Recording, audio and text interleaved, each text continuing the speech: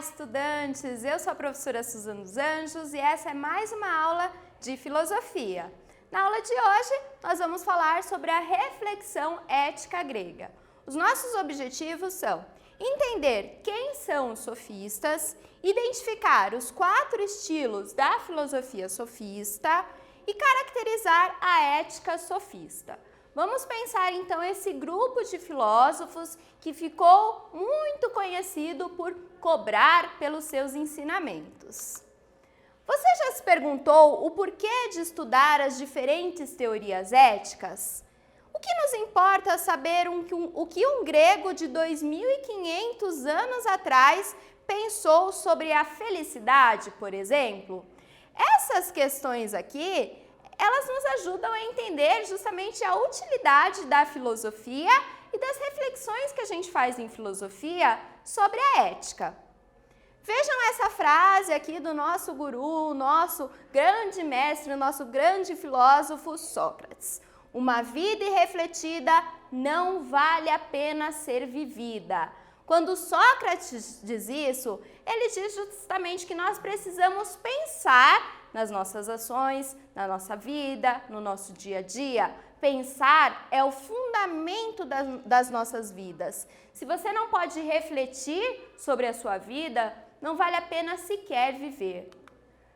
Refletir sobre as diferentes teorias éticas, utilizando para isso os grandes pensadores da história da filosofia, nos possibilita pensar sobre as nossas próprias vidas, as nossas ações, os valores e costumes, assim como sobre a realidade que nos circunda. Isso nos enriquece enquanto seres humanos e nos ajuda a viver melhor e a construir também um mundo melhor. Logo, pensar sobre a ética, pensar sobre ideias de 2.500 anos atrás, ou pensar sobre ideias atuais de filósofos da contemporaneidade, nos ajudam justamente a problematizar a nossa forma de vida, a nossa conduta, os nossos valores, a forma como nós nos comportamos uns em relação aos outros, e isso possibilita uma vida mais feliz. Quem são os sofistas? Hoje a gente vai estudar esse grupo de filósofos aí, ficou muito conhecido, são os chamados filósofos sofistas, e eles eram um grupo de sábios que ficaram conhecidos pela cobrança de taxas em troca de ensinamentos durante o período chamado Antiguidade Clássica. Eram mestres em oratória, retórica e por isso considerados por muitos como malabaristas da verdade. Platão tinha um pé atrás com os sofistas, ele não gostava dos sofistas, criticou muito esse grupo de pensadores, porque para ele era inadmissível que filósofos cobrassem pelos seus ensinamentos e também era inadmissível não buscar uma verdade absoluta, uma ideia de bem absoluto. Por quê? Porque para os sofistas as ideias de bem e mal são relativas, não há uma verdade absoluta. Então eles foram muito criticados na sua época. Nós conhecemos as ideias dos sofistas muito pelo que Platão escreveu nos seus livros, nos seus diálogos. Sempre temos lá a figura de Sócrates discutindo um tema, uma questão, um conceito com algum sofista.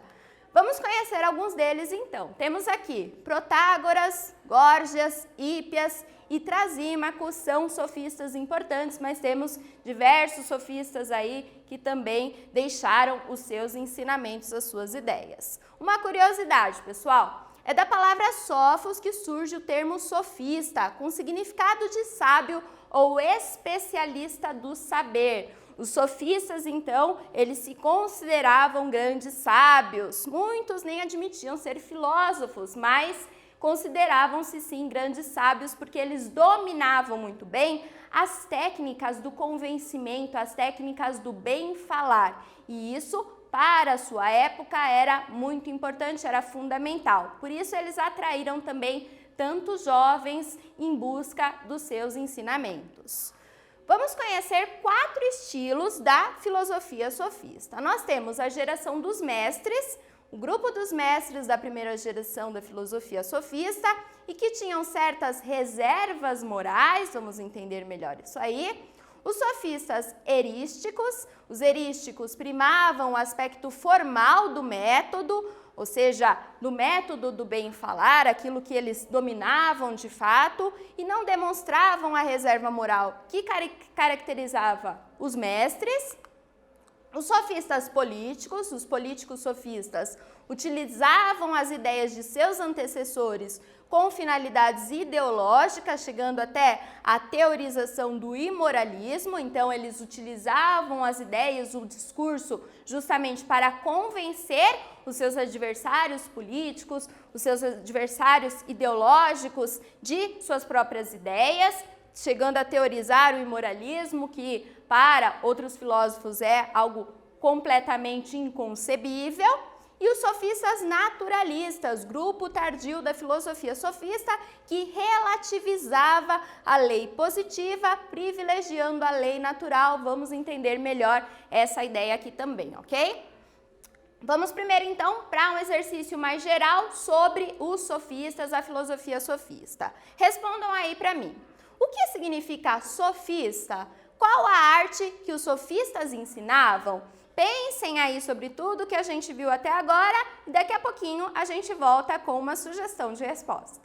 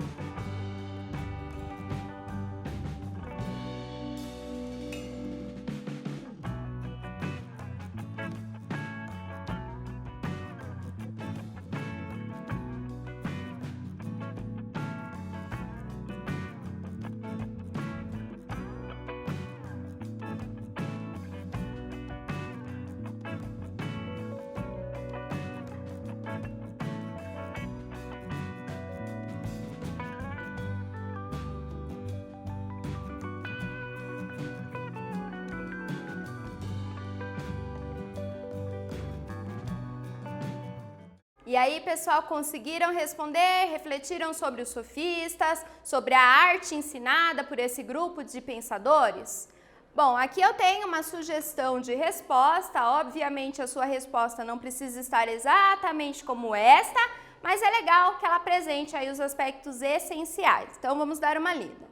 A palavra sofista tem origem no termo sofos, que remete à noção de sábio ou aquele que possui sabedoria, o especialista do saber. Os sofistas ensinavam a arte do bem falar, do convencimento, através de técnicas de retórica, de oratória. Então, aqui a gente tem uma noção aí do que é fundamental para conhecer melhor esses filósofos. E agora a gente vai pensar justamente alguns aspectos sobre a ética sofista. Os sofistas, eles discutiam temas que eram temas da vida, diferentemente dos filósofos pré-socráticos. Os filósofos pré-socráticos tinham pensamentos sobre as questões da física, da natureza, questões cosmológicas, o princípio de tudo, o princípio do cosmos. Já os filósofos sofistas, eles estavam preocupados com a vida cotidiana. Por isso, eles desenvolvem aí uma ética muito específica. Vamos conhecer melhor alguns elementos da ética sofista. A ética do período clássico grego é considerada racionalista, uma vez que a capacidade racional humana é considerada como um meio para a determinação da ação. Então, a racionalidade aí, ela passa a ser um ponto de partida. As nossas ações, elas são definidas, elas são guiadas pela nossa razão, e não por deuses, não por outros motivos. O homem é racional, então nós temos capacidade de determinar racionalmente cada uma das nossas condutas. Os sofistas captaram os acontecimentos e o espírito de sua época e alcançaram sucesso principalmente entre os jovens. Cobrando por seus ensinamentos, percorriam diversas cidades, respondendo às necessidades do momento. Lembrem que nesse período aí a gente tem o desenvolvimento da democracia ateniense.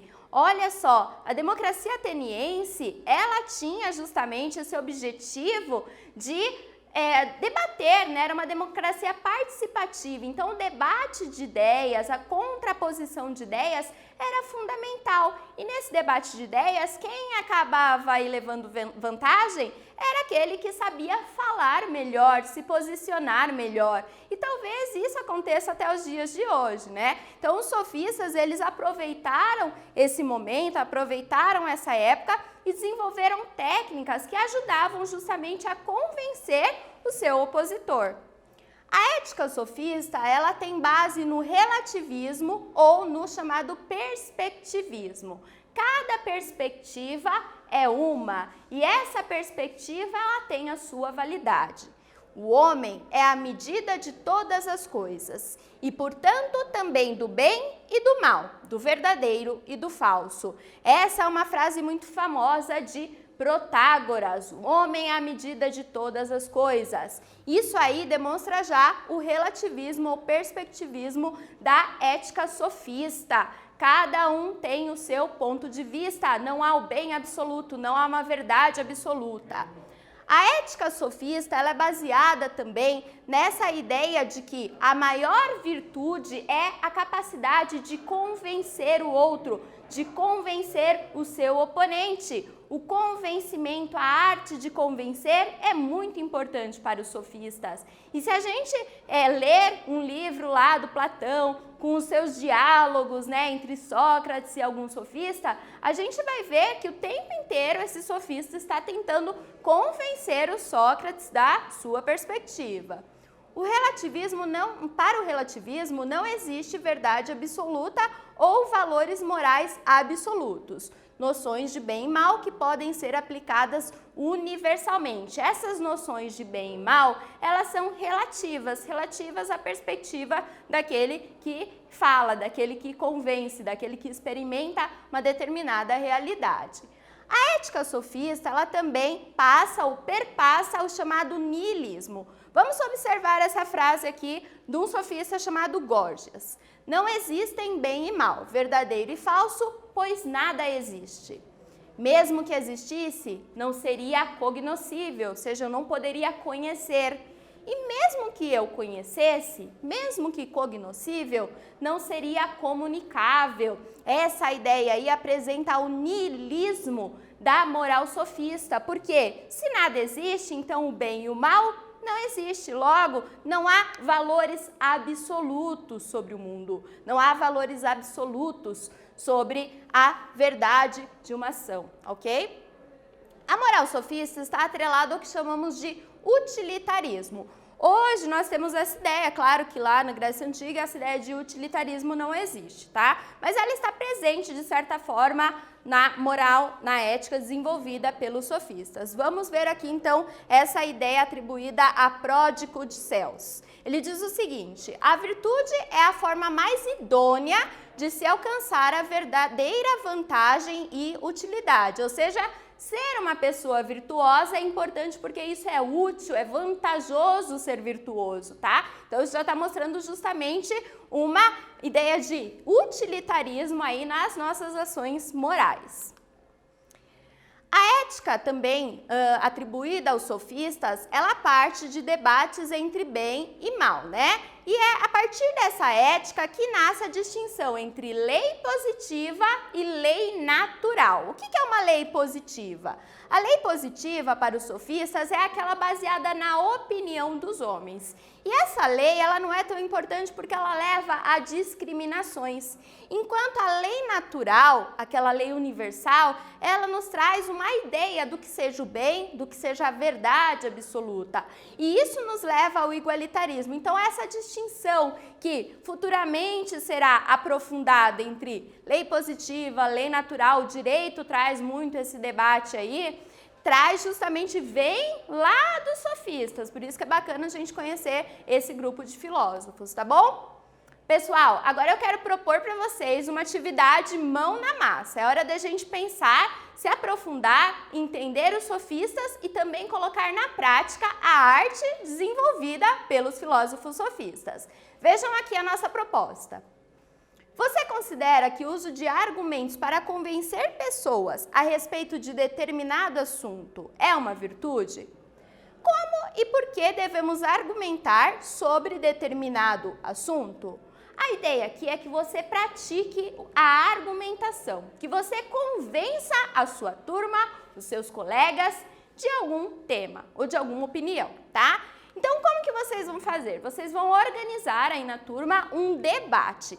Esse debate, ele passa por alguns pontos, alguns critérios. Primeiro, vocês precisam escolher um tema. Pode ser um tema em comum, de interesse aí na sua turma, de interesse entre os seus colegas. Pode ser um tema que esteja aí bastante atual na mídia, um tema que esteja sendo discutido, debatido em sociedade. Isso fica a critério da turma.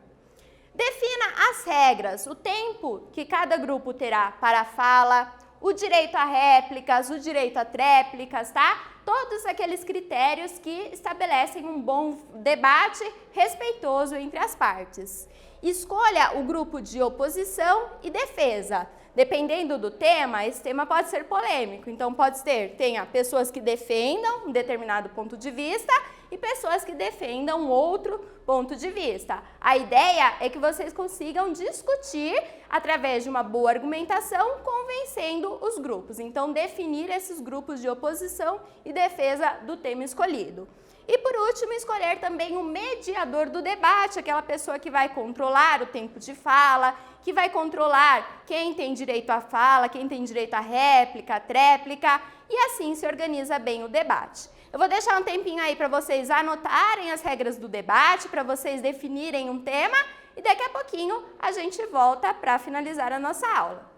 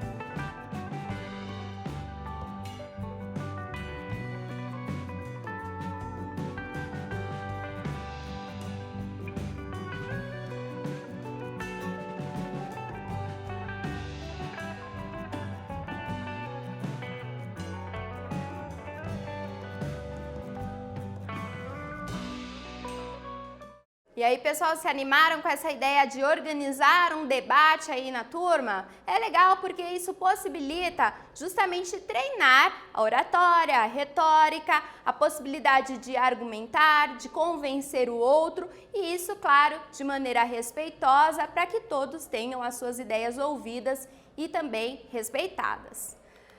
Na aula de hoje, então, nós conhecemos os sofistas. Esses sofistas foram um grupo de sábios da antiguidade clássica que ficaram conhecidos por cobrarem taxas em troca de seus ensinamentos na arte do convencimento. Entendemos também alguns aspectos da moral sofista, da ética sofista. Essa base relativista, o homem é a medida de todas as coisas. A ideia de niilismo, então nada existe, o bem também não existe. E também pelo que conhecemos hoje como utilitarismo, além da fonte da distinção entre lei natural e lei positiva. Então podemos aí sobrevoar durante essa aula alguns aspectos da ética sofista, da moral sofista e compreender esse grupo de filósofos tão importante para a gente compreender justamente a filosofia e a ética e a nossa própria conduta. Eu fico por aqui, agradeço muito a participação de vocês e a gente se vê na próxima aula.